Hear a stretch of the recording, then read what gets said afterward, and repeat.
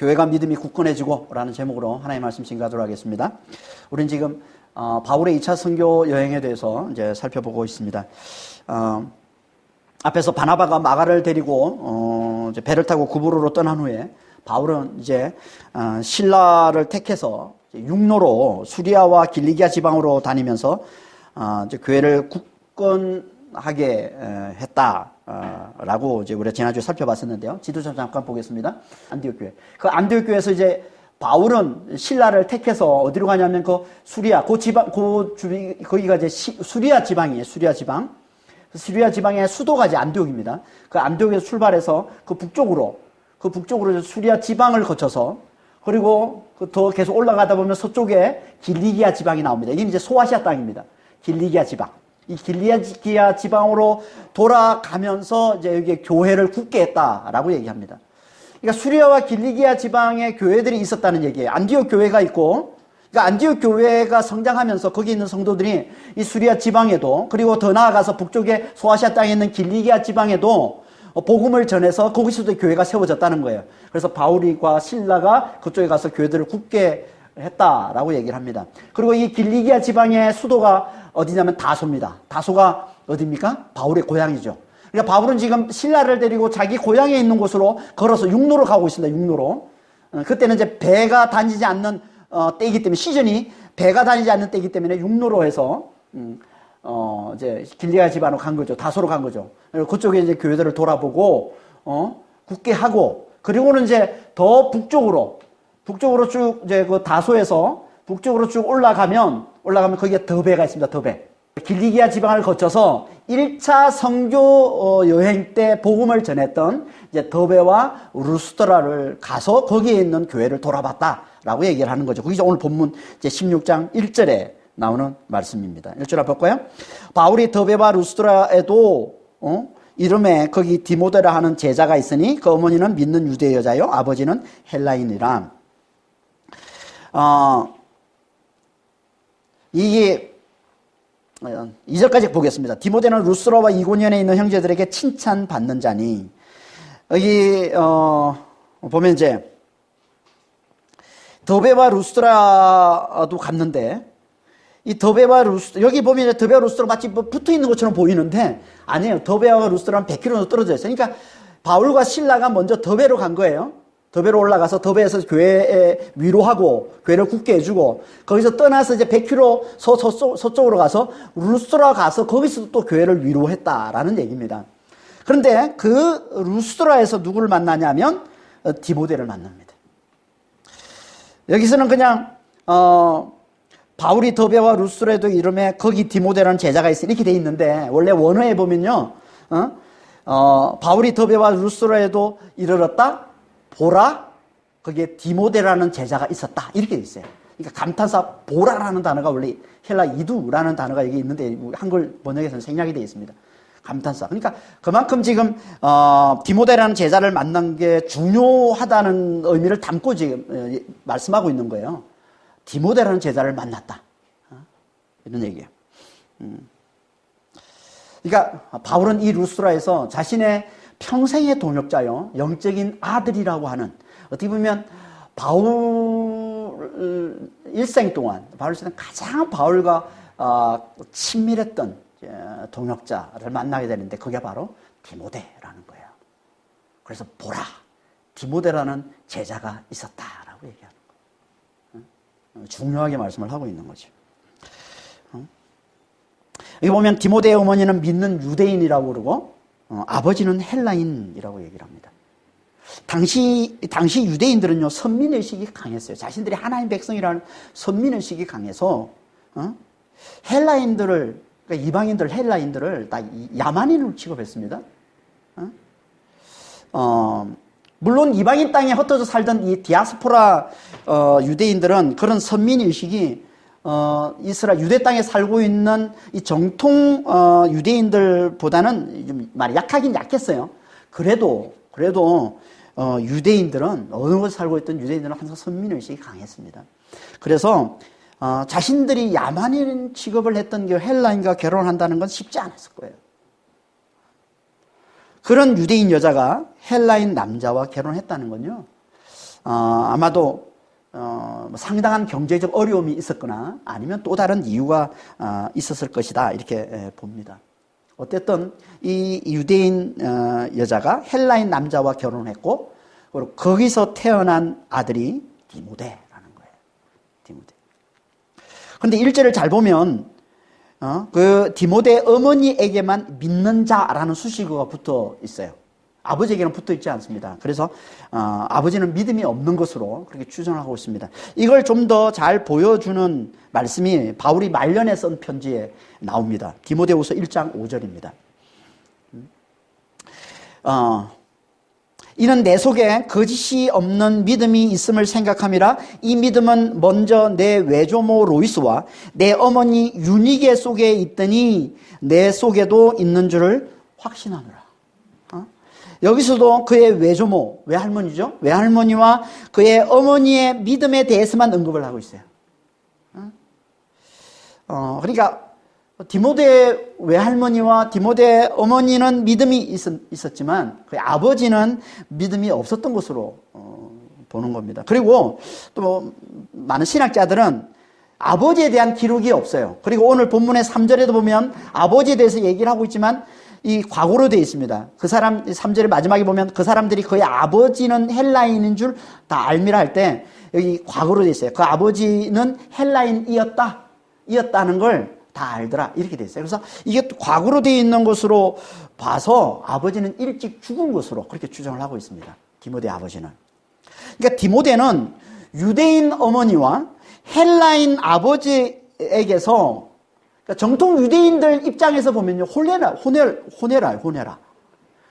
호네라로 이방인의 피가 섞여 있는 호네라로 태어나서 일찍 아버지를 잃고 외할머니와 어머니 손에서 자랐던 겁니다. 그러던 중에 할머니와 이 어머니와 함께 믿음을 가지게 됐다는 거예요. 그게 언제입니까? 그게 바울의 1차 선교 여행 때. 바울의 1차 선교 여행 때. 우리가 앞에서 사도행전 14장에서 이제 루스라에 와서 바울이 바나바와 함께 복음을 전했던 얘기를 우리 자세히 살펴봤습니다. 한 군데 한번 보면 사도행전 14장 6절 7절입니다. 그들이 알고 도망하여 루가오니아의 두성 루스드라와 더베와 그 근방으로 가서 거기서 복음을 전하니라. 이고니에서 복음을 전하다가 유대인들의 이제 핍박이 있자 거기서 도망쳐서 루스드라에 와서 복음을 전했던 거예요. 그 루스드라에서 어떤 일이 벌어집니까? 루스드라에서 복음을 전하다가 이 유대인들이 이고니온과 이 안디옥에 있던 유대인들이 여기까지 쫓아와가지고 돌로 쳐서 바울이 죽은 줄 알고 성 밖으로 내다버렸는데 바울이 다 살아나는 그런 놀라운 이적이 나타났던 곳이 이제 루스드라입니다. 그러니까 여기 바울이 이 루스드라 가서 복음을 전할 때 그때 이 디모데 가족이 이 복음을 듣고 변화가 된 거예요. 이때 디모데의 나이가 15살입니다. 요즘으로 치면 중학교 3학년 정도 되는 나이죠. 15살. 디모데 나이가 15살로 보는 이유가 있습니다. 1차 선교 여행 때, 이때가 이제, 연대로 따지면 AD 46년, 45년, 46년으로 봐요. 바울이 1차 선교 다닐 때가 45년, 46년. 그러니까 이 46년, 이후에, 46년 1차 선교 여행 다닐 때로부터 18년이 지나서 AD 63년, 64년경에, 그러니까 바울의 말년에 이제 쓴 편지가 디모데 전서, 디모데 후서인데, 이 디모데 전서가 쓸 때가 AD 63년 또는 AD 64년으로 봐요. 역사 연대로 AD 63년 또는 AD 64년으로 봅니다. 근데 여기 디모데 전서에 보면 바울이 디모데로 뭐라고 그러냐면 젊다라고 얘기를 합니다. 디모데전서 4장 12절입니다. 누구든지 내 연소함을 업신여기지 못하게 하고 오직 말과 행실과 사랑과 믿음과 정절에 있어서 믿는 자의 본이 되라. 여기 연소함이라는 단어가 젊다라는 젊은이라는 거예요. 지금 디모데가.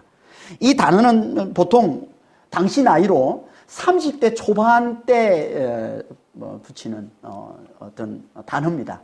그러니까 젊다라는 이 단어는, 연소하다 이 단어는 보통 30대 초반.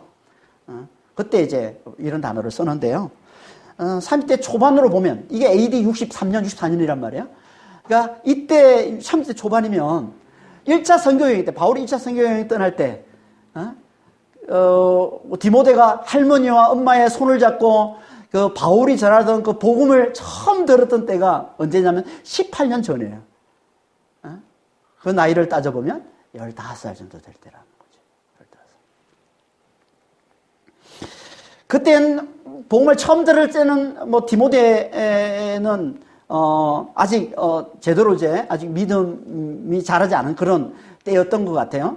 그래서 그때는 이제 할머니와 어머니의 믿음이 대단했던 거예요. 그래서 조금 전에 앞에서 살펴봤던 디모데후서 1장 5절에 보면 1절에 5절에 보면 뭐라고 얘기를 하고 있습니까? 이 믿음은 먼저 내 외조모 로이스와 내 어머니 유니게 속에 있더니 내 속에도 있는 줄 압니다. 그러니까 먼저 이 할머니와 이 어머니의 믿음이 대단했던 거예요. 그래서 그걸 바울이 기억하고 있는 거죠. 그리고 그 믿음이 그대로 너에게도 갔다. 이 얘기를 하고 있는 거예요, 지금. 그러니까 15살 때 변화가 된 거예요, 지금. 할머니와 어머니와 함께 복음을 처음에 들었던 거예요. 그때는 뭐 두각을 드러내지 않다가 이제 바울이 떠나서 다시 돌아왔어요. 3년이 지났습니다. 이때가 이제 AD 49년경으로 봅니다. AD 49년. 그러니까 3년이 지나서 다시 와서 보니까 너무나 많이 달라져 있는 거예요, 이 디모데가. 너무나 신실한 제자가 되어서 이 루스로와 이고니온의 형제들로부터 칭찬받는 자가 되어 있더라는 거예요. 이고니온은요, 이 루스로로부터 북쪽으로 30km 떨어져 있습니다. 30km면 가까운 거리 아니에요. 30km면. 그런데 제법 큰 도시인 이 이고니온에 있는 교회들, 이 형제들에게까지 그의 믿음이 전해져서 그들로부터, 교회로부터, 형제들로부터 칭찬받는 자가 됐다. 무슨 얘기예요, 이 얘기는? 그가 그만큼 열심히 주변에 있는 여러 도시들을 돌아다니면서 복음을 전하고 또 교회를 잘 섬겼음을 보여주고 있는 겁니다. 그의 믿음에 대한 소문이 주변 여러 교회에 소문이 날 만큼 그는 주님을 그토록 열심히 잘 섬겼던 자라는 거예요, 이 디모데가. 아니, 지금 18살인데. 우리가 보기엔 아직도 너무나 어린 나이인데. 근데 그가 어떻게 이렇게 주님의 신실한 제자가 되었을까요? 당연히 그건 먼저 거짓이 없는 믿음을 가졌던 그의 할머니와 그의 어머니의 영향 덕분이죠. 영향 때문이죠.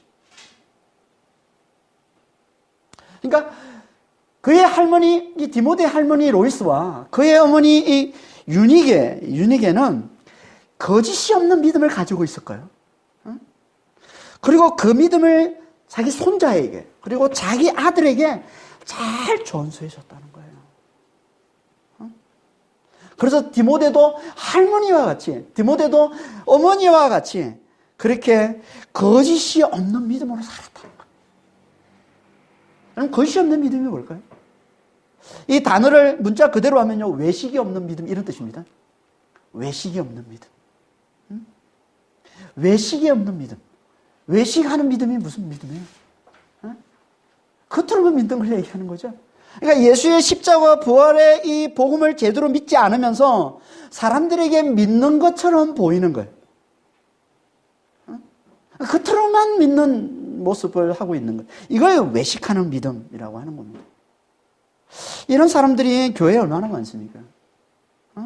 믿음의 모양은 있지만 믿음의 능력이 없는 사람들이 교회는 너무 많지 않습니까?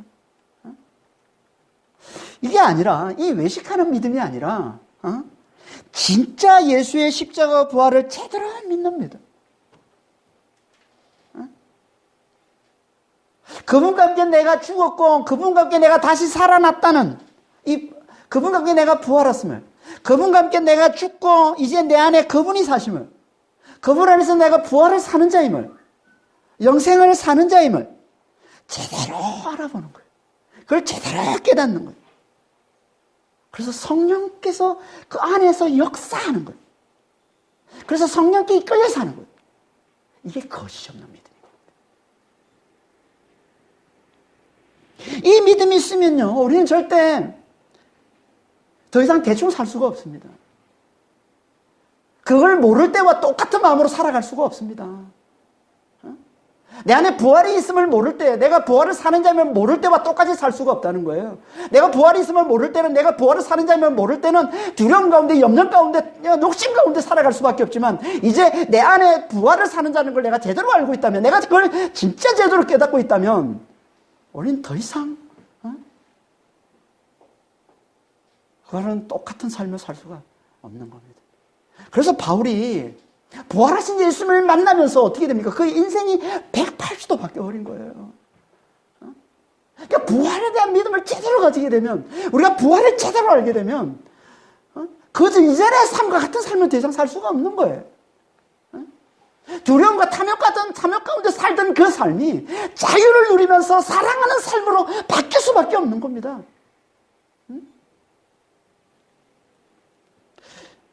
그런 것처럼 우리도 이 두려움과 탐욕으로 살던 이 삶이 자유와 사랑을 누리며 사랑을 행하는 이 삶으로 완전히 바뀌게 되는 것. 이게 예수의 십자가와 부활을 제대로 알고 믿는, 그래서 성령께 이끌려 살아가는 거짓이 없는 믿음이라는 겁니다. 그러니까 거짓이 없는 믿음만이 우리에게 자유와 사랑을 가져다 줍니다. 그래서 복음을 전하고 가르치는 목적을 한마디로 뭐라고 얘기하냐면 거짓이 없는 믿음에서 나오는 사랑의 삶이라고 그러는 거예요. 그게 디모데전서 1장 5절 말씀입니다. 이 교훈의 목적은 청결한 마음과 선한 양심과 거짓이 없는 믿음에서 나오는 사랑이라. 교훈이 뭐겠어요? 복음을 얘기하는 겁니다. 복음을 전하고 가르치는 걸 얘기하는 거예요. 우리가 복음을 전하고 가르치는 목적이 뭐냐면 청결한 마음, 깨끗한 마음과 선한 양심과 거짓이 없는 믿음에서 나오는 사랑이라는 거예요. 그러니까 우리가 복음을 전하고 가르치는 목적은 이거예요. 깨끗한 마음이 되고 선한 양심이 되고 거짓이 없는 믿음이 되어서 사랑의 삶을 살도록 하기 위해서라는 거예요. 우리는 예수의 십자가의 부활의 복음을 제대로 알고 제대로 믿는 자가 되면요, 우리는 깨끗한 마음이 됩니다. 죄가 없는 깨끗한 마음이 되는 거예요. 여러분, 예수를 믿는 게, 예수님께서 우리의 모든 죄를 짊어지고 십자가에 죽으셨고 그리스도와 함께 내가 죽었다는 걸 깨닫는, 이게 죄가 없는 깨끗한 마음이에요. 그리고 예수의 십자가의 부활, 이 부활을 믿는 이 믿음을 가지고 있는 이것이 부활을 산다는 성령의 지식을 가지고 있는 선한 양심이 되는 겁니다. 여러분, 양심이라는 이 단어가 우리는 많이 오해하는데, 양심은요, 함께 아는 걸 얘기하는 거예요. 이게 양심의 원래 뜻입니다. 우리는 이걸 양심이라고 단어를 쓰고 있지만 영어만 해도, 영어는 뭡니까? conscience라고 그래요. 양심이라는 단어가 conscience인데요. 이 conscience라는 이 단어가 시오라는 단어에서, 이 라틴어 시오에서 나온 단어예요. 시오가 뭐냐면 알다라는 뜻입니다. 알다. 이 con은요, 함께라는 뜻이에요. 그래서 헬라어로는 신 에이도네스라고 그러고요. 이걸 그대로 그냥 의미를 그대로 번역한 게 라틴어, 그 영어 conscience예요. conscience. 함께 아는 것. 함께 아는, 누가 함께 아는 걸 얘기하는 걸까요? 하나님의 지식을 내가 함께 알고 있는 것. 이게 양심이에요. 그러니까 하나님의 지식을 아는 게 양심인 거예요. 하나님의 지식. 성령이 임하기 전에 우리가 알고 있는 하나님의 지식은 뭐예요? 율법이에요. 그래서 로마서 2장에 보면 우리의 양심이 곧, 이방인들에게 양심이 곧 뭐라고 그래요? 율법이라고 얘기하는 겁니다. 성령이 임하시기까지는 우리가 알고 있는 하나님에 대한 지식은요, 율법이에요. 율법. 성령이 임하시고 난 다음에 우리는 새로운 하나님에 대한 지식을 갖게 되는데, 그게 복음인 겁니다. 그게 성령의 지식인 거예요. 그게 부활을 산다는 겁니다. 이걸 선한 양심이라고 그러는 거예요. 선한 양심. 깨끗한 마음에 선한 양심이 있는 겁니다. 깨끗한 마음에 성령의 지식이 있는 거예요. 이걸 구약에서는 시편 51편 10절에서는 뭐라고 그러냐면 정한 마음을 창조하시고 정직한 영을 새롭게 해달라고 얘기하는 거예요. 정한 마음 위에, 깨끗한 마음 위에 정직한 영, 새 영을 주시라고 달라고 하는 거예요. 이걸 에스겔서 36장 26절에서는 뭐라고 하냐면 새 마음에 새 영을 주신다고 말씀하고 있는 겁니다. 같은 말을 하고 있는 거예요. 이게 디모데 전서에서는 사도 바울이 깨끗한 마음과 선한 양심, 라고 얘기를 하고 있는 거예요. 우리가 복음을 들을 때 예수의 십자가 부활의 복음을 듣고 그 복음을 우리가 제대로 깨달을 때 우리가 갖게 되는 마음이 뭐냐면 그게 깨끗한 마음이에요. 그게 선한 양심이에요. 죄가 없는 깨끗한 마음과 성령의 지식을 아는, 부활을 사는 자라는 이 성령의 지식을 아는 선한 양심입니다. 그러는 우리는 성령에 이끌려 사는 거짓이 없는 믿음을 가진 자가 되어서 성령의 열매인 사랑의 삶을 풍성하게 맺으며 살게 된다는 거예요.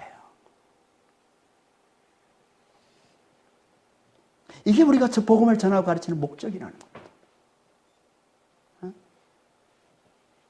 그러니까 깨끗한 마음과 선한 양심과 거짓이 없는 믿음은요, 한화에 동시에 일어나는 겁니다. 동시에 일어나는 겁니다. 우리가 이 십자가 부활의 복음을 듣고 잘 깨달을 때 우리는 깨끗한 마음이 되고 성령의 지식을 가진 자가 되고 거기에 성령께 이끌려 살아가는 거짓이 없는 믿음의 사람이 되어서 그 열매들, 성령의 열매인 사랑의 삶을 풍성히 맺으며 살아가는 자가 된다는 겁니다.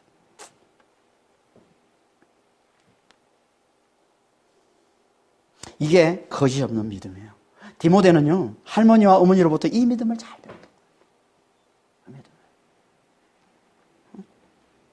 그래서 그는 성령께 이끌려서 교회를 섬기며 복음을 전하는 이 사랑의 삶을 누구보다 더 열심히 잘 살아내는 신실한 제자였다는 겁니다. 어린 나이임에도 불구하고 이 거짓 없는 믿음이 들어오니까, 성령에 이끌려 사는 이 거짓 없는 믿음이 들어오니까 누구보다 성령의 열매들을 풍성하게 맺는, 교회를 잘 섬기면서 복음을 잘 증거하는 이 신실한 제자가 할머니 로이스와 어머니 유니기의 이 거짓이 없는 믿음이 아들 디모데를 어릴 때부터 신실한 제자로 세워서 바울과 함께 초대교회의 위대한 선교의 역사를 이루어내게 만들고요. 그리고 지금 우리에게까지 믿음의 귀감이 되는 이 엄청난 도전을 우리에게 가져다 주고 있지 않습니까? 할머니 로이스와 어머니 유닉의 이 거짓 없는 믿음의 이 전수가, 이 디모데를 보면요, 청소년기에 어머니의 역할이 얼마나 중요한지를 보게 되는 거예요. 물론 아빠도 중요합니다. 하지만 자녀와 더 자주 더 깊이 함께하는 존재는 어머니입니다. 어느 집이나 마찬가지. 그래서 어릴 때 어머니의 영향을 받고 자랐다는 사람들이 그렇게 많은 겁니다. 물론 가끔 아빠의 영향을 받았다는 사람도 있어요. 하지만 대부분은 어머니. 왜냐하면 또 자주 어머니와 함께하고 더 깊이 어머니와 함께하기 때문에 그런 거죠. 그래서 성경에서도 보면요, 자녀들 신앙에 영향을 끼친 어머니의 이야기들이 상당히 많이 나오는 거예요. 이삭의 어머니 사라 이야기,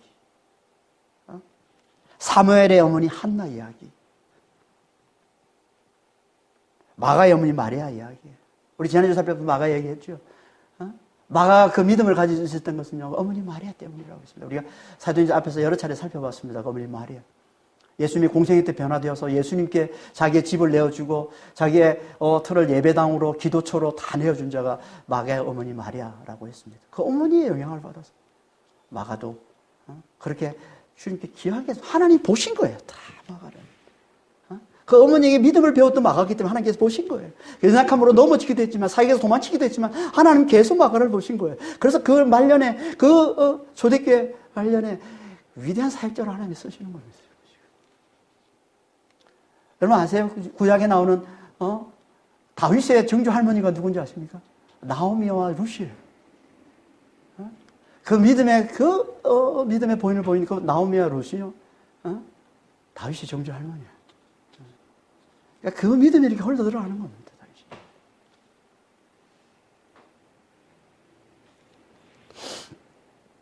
그리고 오늘 디모데 어머니 유니. 다 우리에게 얼마나 도전을 주고 있는 어머니들입니까? 이들처럼 거짓이 없는 믿음을 우리 자녀들에게 잘 흘려주고 전수해주는 정말 그런 신실한 어머니들이 다 되시기를 예수님으로 축원합니다. 이렇게 어린 나이인데도 거짓이 없는 믿음으로 사랑이 충만해서 누구보다 열심히 교회를 잘 섬기고 누구보다 열심히 복음을 잘 증거하는, 그래서 교회로부터, 주변에 있는 모든 교회로부터 칭찬을 받는 자, 이 디모데를 보고는요, 바울이 매료되지 않을 수가 없겠지요. 그래서 그를 자기 동력자로 삼고 데려가기를 원했다라고 얘기하는 거예요. 3절 앞부분입니다.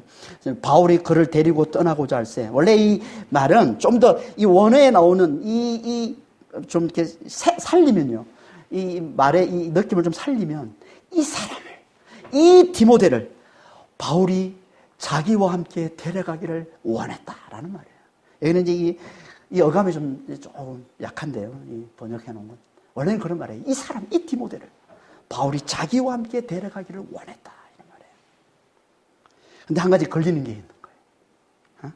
걸리는 게 있어요. 그게 뭐예요? 그가 할례를 받지 않았다는 거예요. 그게 3절 후반절이죠. 그 지역에 있는 유대인으로 말미암아 그를 데려다가 할례를 행하니 이는 그 사람들이 그의 아버지는 헬라인인 줄 다 알미르라.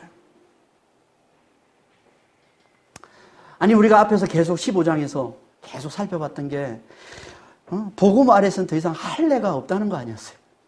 더 이상 할례가 필요 없다는 거. 그것 때문에 막 싸우고 막 그것 때문에 막 교회 전체가 막 지도자들이 회의를 열고 막 그래서 결정을 내린 게 할례는 필요 없다, 그거를 위해서.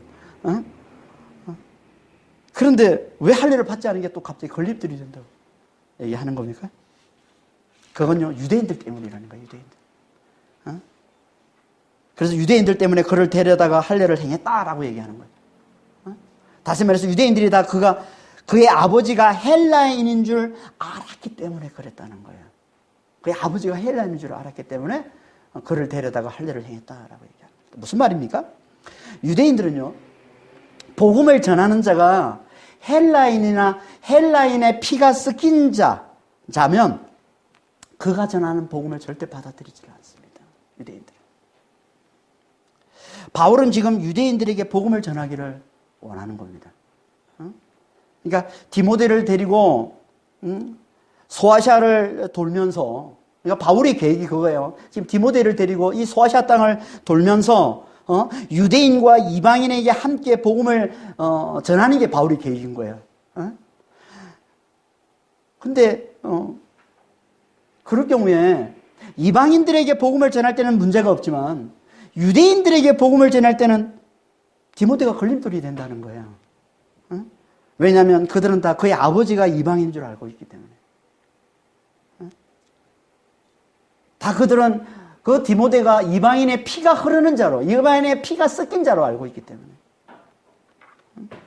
유대인들은 자신들이 야만인으로 여기는 이방인이나 이방인의 피가 섞인 자가 자신들에게 와서 하나님의 말씀을 전하는 거 절대 용납할 수가 없는 거예요. 아니, 우리가 하나님의 백성인데 야만인인 너희가 내게 와서 하나님 말씀을 전해? 복자 꺼내기도 전에 벌써 돌을 던지거나 아마 쫓아내거나 그러겠죠.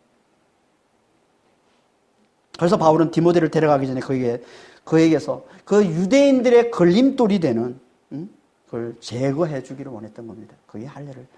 그래서 할례를 행한 겁니다. 할례는요, 유대인들이 가장 자랑스러워하는 유대인됨의 표식입니다. 그래서 할례를 행한 자는 자신들과 똑같은 유대인으로 받아들인 거예요. 할례를 하겠다? 그럼 같은 유대인이다. 그래서 개종자냐 개종자가 아니냐라는 표를 할례로 하는 거예요. 할례를 받은 자는 개종자로 여긴 거예요. 그럼 유대인으로 받아들인 겁니다. 유대인들이. 그러니까 바울은 지금 디모데를 데리고 다니면서 복음을 전할 때 유대인들에게 걸림돌이 되지 않도록 하기 위해서 할례를 행한 거예요. 그러니까 복음 전도를 위한 전략인 것이지. 이 디모데의 할례는 복음 전도를 위한 전략인 것이 절대 구원의 조건으로서 할례를 행한 게 아니라는 겁니다. 그러니까 구원의 조건으로서의 할례는 절대 반대지만 복음 전도 전략으로서의 할례는 오케이라는 거예요. 괜찮다는 거예요.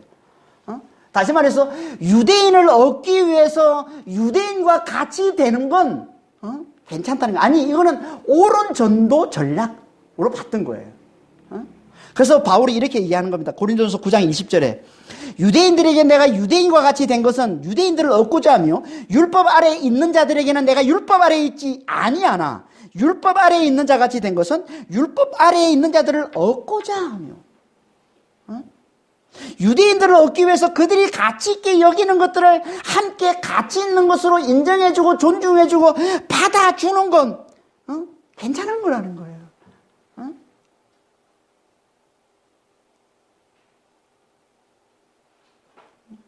아니 오히려 그렇게 해야 된다는 거예요. 왜? 그들에게 걸림돌이 되지 않도록, 복음을 전도하는데 걸림돌이 되지 않도록 그들에게.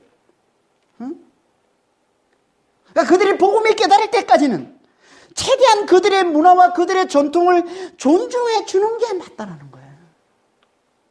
그게 죄 짓는 것만 아니라면.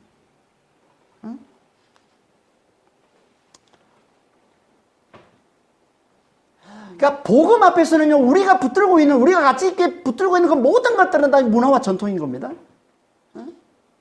유대인들이 생명처럼 여기는 할례와 율법조차도 복음 앞에서는 문화와 전통인 거예요. 그러니까 복음 전도를 위해서라면 그 문화, 그 전통을 받아주는 게 맞다라는 거예요. 그걸 인정해주고 존중해주는 게 맞다라는 거예요. 그걸 함께 따라해주는 게 맞다라는 거예요. 복음 전도, 가장 귀한, 가장 가치 있는 이 복음 전도를 위해서라면. 그래서요, 선교사들이 선교 훈련을 할 때 선교지, 자기가 나갈 그 선교지의 문화와 전통을 배우고 익히는 걸 아주 중요하게 여기고 있는 것이고, 아주 중요하게 배우고 있는 것이고, 그리고 선교지에 들어가서는 최대한 그들의 문화, 그들의 전통을 존중해주고 따라하고 그걸 받아주고, 그들과 어떻게 해서든 똑같이 되기 위해서 애쓰는 겁니다. 선교사님들이 다. 그래서 영국 선교사 허드슨 테일러, 중국 선교 최초로 중국인 선교사, 최초로 중국에 들어가서 중국의 내륙에 들어가서 선교했던 최초의 선교사가 허드슨 테일러인데, 그래서 허드슨 테일러가 유명한 겁니다. 최초의 내륙 선교사예요. 중국 내륙에 들어서 복음을 전한 자예요. 허드슨 테일러. 이 허드슨 테일러가 복음을 위해서, 복음을 전하기 위해서 중국인들에게 어떻게 했냐면, 영국인들이 볼 때 중국은 다 야만인이거든요. 그런데 그 중국인들을 얻기 위해서, 그 영혼을 구원하기 위해서 어떻게 했냐면, 그들의 복장을 그대로 따라하고, 그들의 이 변발이라고 하죠, 변발. 머리를, 있잖아요. 뭐라 그래요. 변발, 뒤에 머리를 묶는 거 있잖아요. 그대로 따라했던 겁니다. 어떤 성교도, 그 전에 어떤 성교사도 하지 않았던 그 일을, 허드슨 테일러가 시작한 거죠. 그리고 그 이후로 성교사들이 다 자기가 들어가는 그 선교지의 그 문화를 그대로 따라하는 걸 이제 행하게 된 겁니다. 그래서 허드슨 테일러가 최초의 내륙 선교사로 이제 유명한 건데요. 그랬던 겁니다. 그렇게. 그리고 우리나라에 복음을 전했던, 최초로 복음을 전했던 미국 선교사들도 마찬가지입니다. 자신의 미국의 문화와 미국의 전통을 다 내려놓고 우리나라에 대해서 어떻게든 우리의 영혼들을 얻기 위해서 우리의 한복을 입고 우리의 갓을 쓰고, 그들이 볼 때는 진짜 진짜 받아들일 수 없는 그런 문화와 전통을 그대로 받아들였던 거예요. 그래서 복음을 전했던 겁니다. 그러니까 복음을 위해 복음이 아닌 것들을 철저히 내려놓고, 자신의 것들을 철저히, 자신의 문화와 전통을 내려놓고, 자기가 복음을 전하는 그 현지의 그 문화, 그 전통을 받아들이고 존중하고 그걸 따라하는 거예요. 이게 복음을 전하는 자의 마땅한 자세라는 겁니다. 뭘 얘기하는 겁니까? 그만큼 복음을 가치 있는 것으로 여기는 거라는 거예요. 그래서 복음을 가장 가치 있는 것으로 여긴다는 거예요. 예수의 이 은혜의 복음만이 우리에게 구원을 가져주는 가장 가치 있는 것이기 때문에, 그걸 위해서라면 다른 모든 것들, 다른 모든 전통과 그 문화는 얼마든지 내려놓을 수 있고 또 얼마든지 받아들일 수가 있는 거라는 겁니다. 이게 디모데의 할례를 통해서 하나님께서 우리에게 주시는 메시지입니다.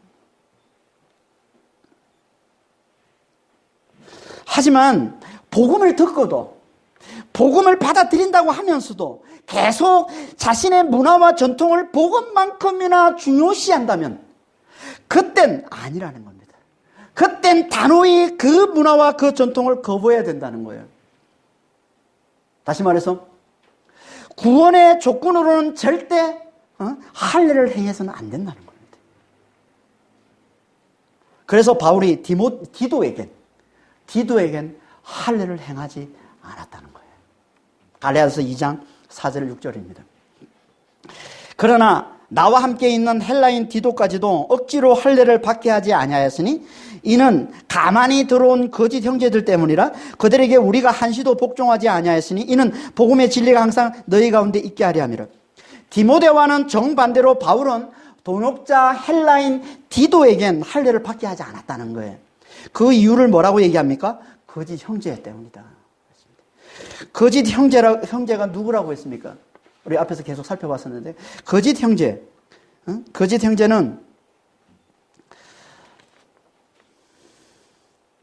예수의 은혜로만 구원을 받는 게 아니라 할례를 행하고 모세의 율법을 지켜야 구원에 이른다고 가르치는 자들.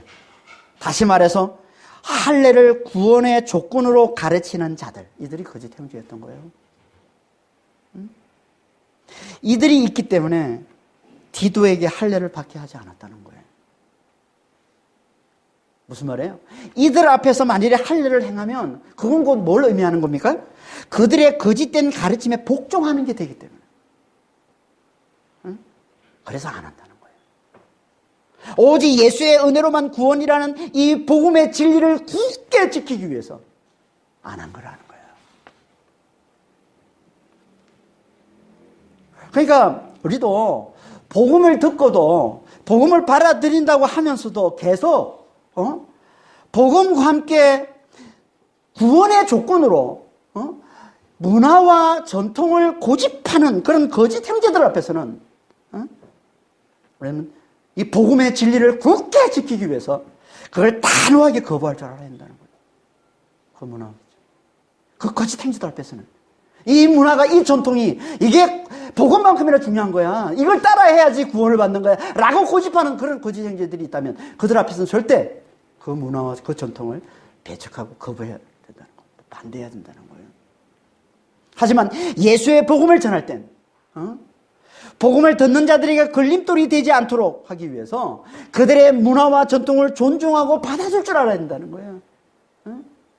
그들의 문화와 전통을 존중하고 받아들이기 위해서 자신의 문화와 전통을 내놓을 줄 알아야 된다는 거예요.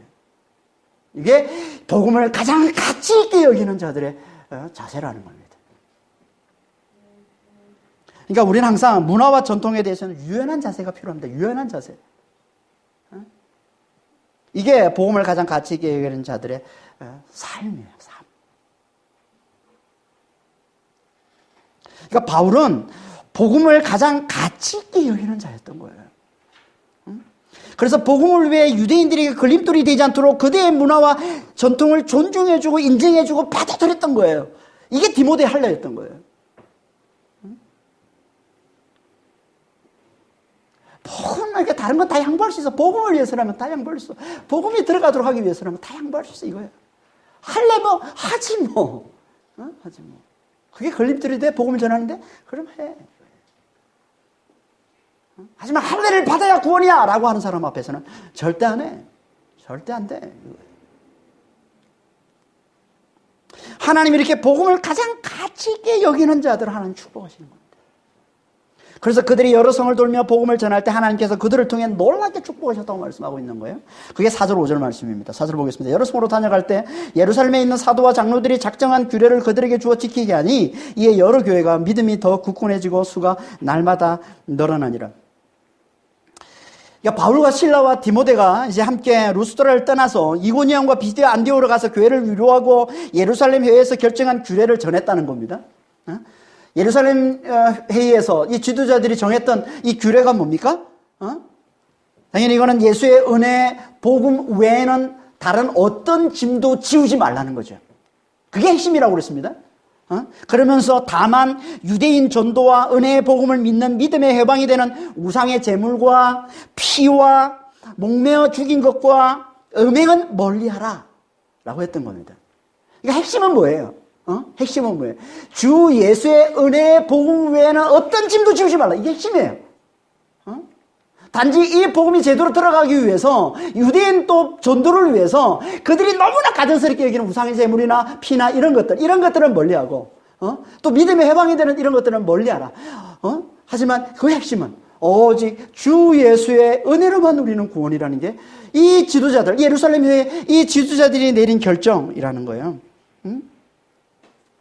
그러니까 이걸 지금 바울과 실라와 디모데가 이제 교회를 돌아면서 전했다는 얘기는 무슨 얘기예요? 주 예수의 은혜의 복음으로만 구원이라는 것이 예루살렘 교회 지도자들도 인정해준, 공식적으로 모든 교회가 인정해준 이것만이 유일한 구원의 길임을 어떻게 보면 더 강조하면서 더 힘있게 전했음을 말씀하고 있는 겁니다.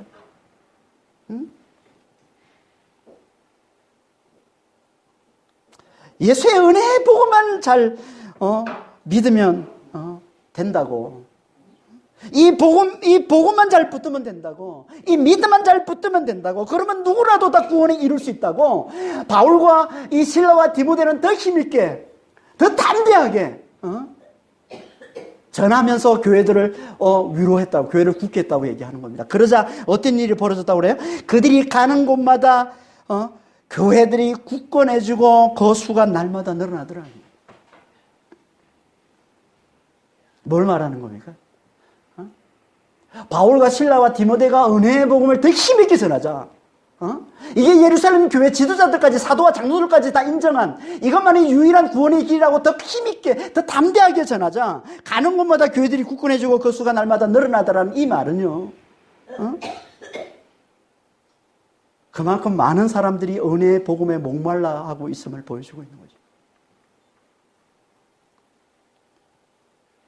하나님께서 예수 안에서 은혜로 우리에게 구원을 베풀어 주신다는, 은혜로 구원을 베풀어 주신다는, 우리가 아무것도 다른 율법을 지키고 행하고 하는 다 필요 없이 오직 예수 안에서 예수를 믿기만 하면, 예수의 십자가 부활을 믿기만 하면, 예수의 십자가를 내 십자가로, 예수의 벌을 내 부활로 받아들이게만 하면 누구라도 다 죄사함과 영생과 부활을 주신다는, 하나님께서 누구라도 다 구원을 베풀어 주신다는, 누구라도 하나님께서 놀랍게 축복해 주신다는 이 은혜의 복음에 수많은 사람들이 목말라하고 있음을 보여주고 있는 겁니다.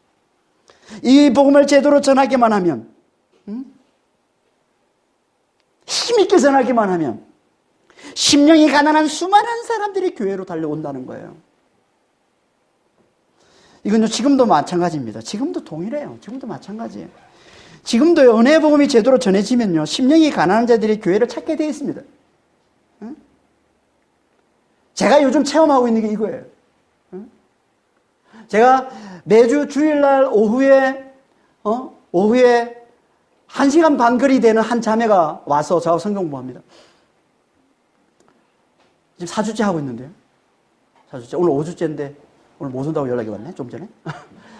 그 자매를 위해서 여러분 기도해 주시기 바랍니다. 4주째. 이 자매는 우울증이 심하게 앓는 자매. 신앙생활 오래 했었습니다. 하지만 교회 너무 심해가지고 교회를 떠났습니다. 그래서 교회 없이, 믿음 없이 하나님을 덩지고 오래 살다가 우울증이 찾아오고 계속 심해지고 자살 충동까지 느끼면서 누가 저한테 이제 연락을 줘서 제가 그 자매를 만나서 상담을 하다가 은혜의 복음을 듣고는 은혜의 복음을 듣고 자기는 지금까지 그런 하나님을 배워본 적이 없다는 거예요. 아니 30년을 신앙생활했는데 자기가 교회를 그렇게 다녔는데 그런 복음을 들어본 적이 없다는 거예요. 하나님에 대해서. 은혜의 복음을 듣고는 마음이 열리는 거예요. 그래서 1시간 반 거리나 되는 데를 오는 거예요. 주일날 오후에 와서 이 복음이 듣고 하나님에 더 알고 싶어서, 하나님이 그렇게 사랑이 많고 은혜가 많고 그렇게 긍휼이 많으신 분이 맞냐고, 자기는 한 번도 들어본 적이 없다고. 그래서 성경 공부하는 거예요.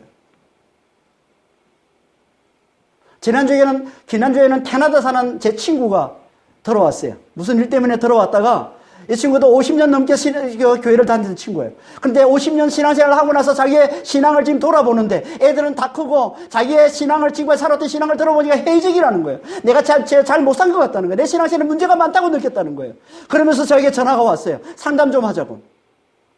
그래서 여기까지 왔습니다. 와가지고 저기 뒷산 둘레길에 앉아가지고 둘이서 상담을 했는데, 제가 전하는 이 은혜의 복음을 듣고는 자기가 이런 복음을 들어보지 못했다는 거예요. 아니 무슨 말이야 지금. 50년을 신앙생활 했던 친구가, 열심히 있는 친구가, 그 누구보다 열심히 있는 친구예요. 친구도 지금 캐나다에 지금 한인교회 다니면서 얼마나 열심히 있는지 몰라요. 그 친구가.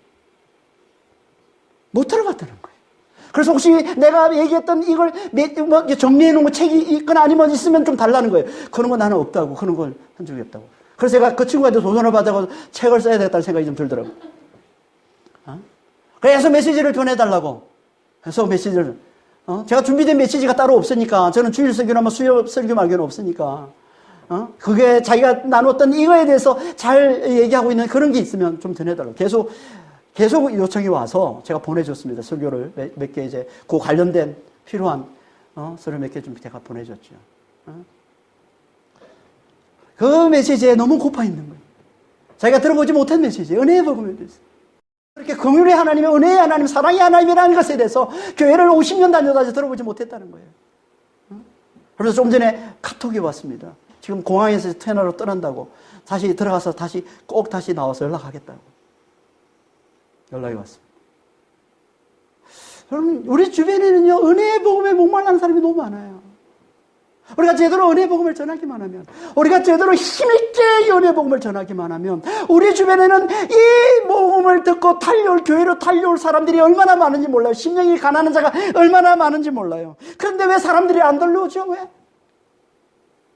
교회가 이 은혜의 복음에 굳건하지 않기 때문에, 교회가 믿음이 굳건하지 않기 때문에 그런 겁니다. 5절 말씀에 보면 이에 여러 교회가 믿음이 굳건해지고 수가 날마다 늘어가니라 이렇게 말씀하고 있습니다.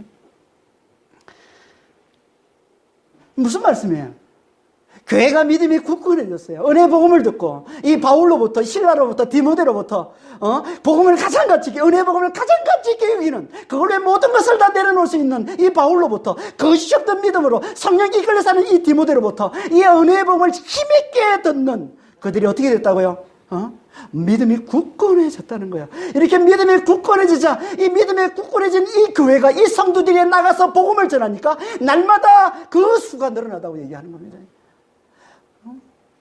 은혜의 복음에 강해진 자들이, 은혜의 복음으로 믿음이 굳건해진 자들이 복음을 들고 나가니까, 이들이 나가서 복음을 전하니까 그 교회 사람들이 달려오더라는 거야. 교회로 사람들이 달려오더라는 거야.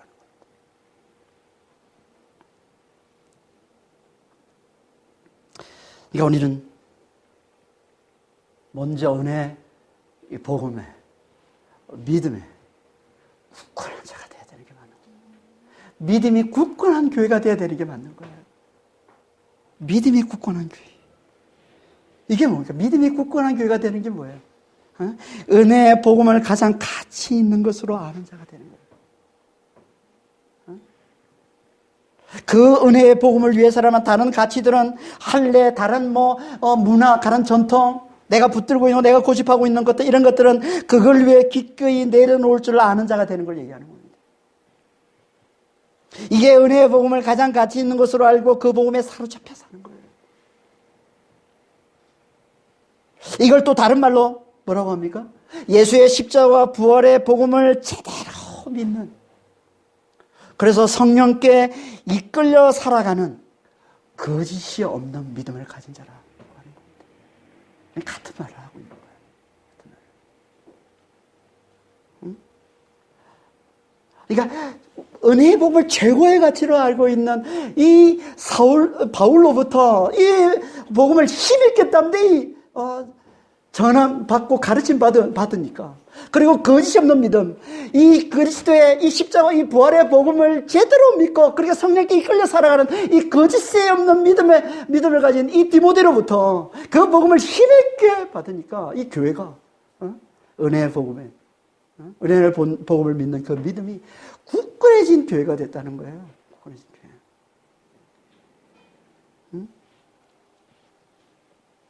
그러니까 하나님 먼저 우리가, 이 교회가 은혜 복음을 최고의 가치로 알고 그 복음에 사로잡혀 사는, 거짓이 없는 믿음으로 성령께 이끌려 사는 믿음이 굳건한 교회가 되기를 원하시고요. 그런 교회를 들어서 세상의 수많은 심령이 가난한 자들에게 이 은혜의 복음을 전해서 그들을 교회로 불러 모으기를 원하시는 겁니다. 이게 하나님의 전도 방식이에요. 이게 하나님의 전도 전략이에요. 교회를 먼저 믿음이 굳건한 교회로, 은혜의 복음에 굳건한 교회로 하나님 만드셔서 그들을 내보내서, 그들을 세상에 심령이 가난한 자에게 내보내서 그들의 이 복음을 전함으로 심령이 가난한 자들 교회로 불러 모으는 것. 이게 하나님의 전도 전략이란 말이에요.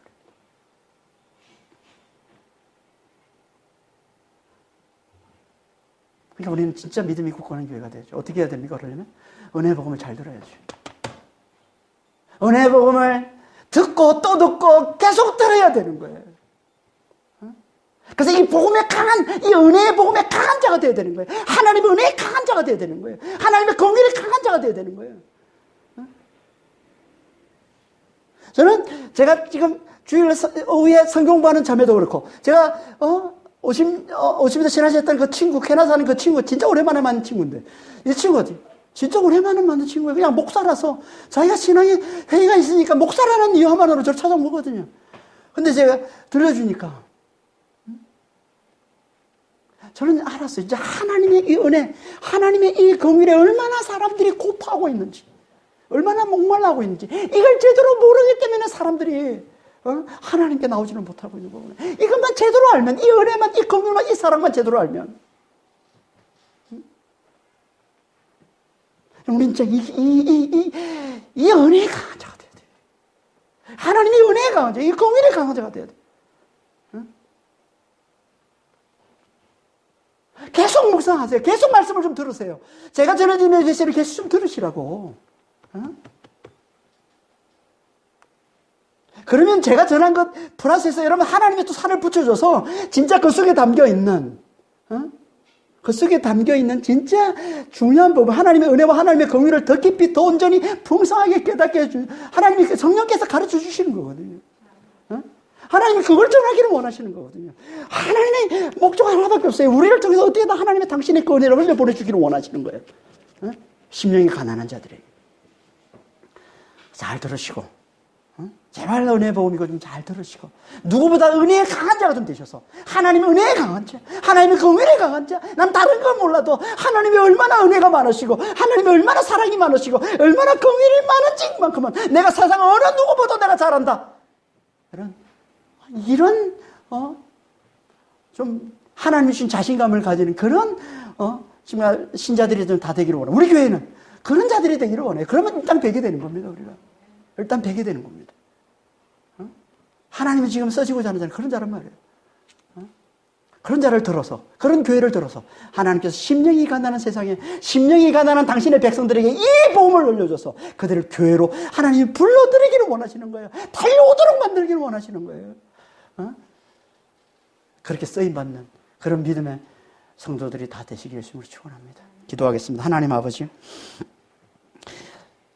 하나님의 이 은혜의 복음, 예수의 이 은혜의 복음, 예수의 십자가와 부활, 예수님과 함께 내가 죽고 이제 내 안에 그리스도가 산다는, 아버지 하나님, 나에게 이 그리스도 안에서 내가 영생과 부활을 사는 자라는 이 엄청난 은혜를 주시고 엄청난 사랑과 긍휼을 베풀어 주신 하나님의 이 은혜의 복음을 잘 듣고서 우리도 바울처럼 이 복음을 가장 가치 있는 것으로 여기고 이걸 위해서라면 다른 모든 것들을 내려놓을 수 있는 아버지요, 그런 믿음 있게 하시고, 디모데처럼 아버지 하나님 정말 거짓 없는 믿음으로 아버지 성령께 이끌려 사는 그런 믿음 있게 하여 주시옵소서. 아버지 하나님, 그래서 주여 정말 저희들 모두가 이 교회가 아버지 하나님 믿음이 굳건한 교회, 바울처럼 디모데처럼 믿음이 굳건한 교회가 되어서 주님 정말 세상에 나아가 이 복음을 흘려줄 때 심령이 가난한 자들이 이 복음을 듣고 깨지고 아버지 하나님 하나님께 돌아오는 놀라운 역사가 나타나도록 주여 도우시고 인도하여 주시옵소서. 이 거룩한 일에 저희를 사용하여 주시옵소서. 저희 교회를 사용하여 주시옵소서. 이를 위해서 더욱더 은혜에 강한 자, 더욱더 예수의 은혜에 강한 자가 다 될 수 있도록 도우시고 인도하여 주시옵소서. 감사하며 우리 주 예수 그리스도로 기도합니다.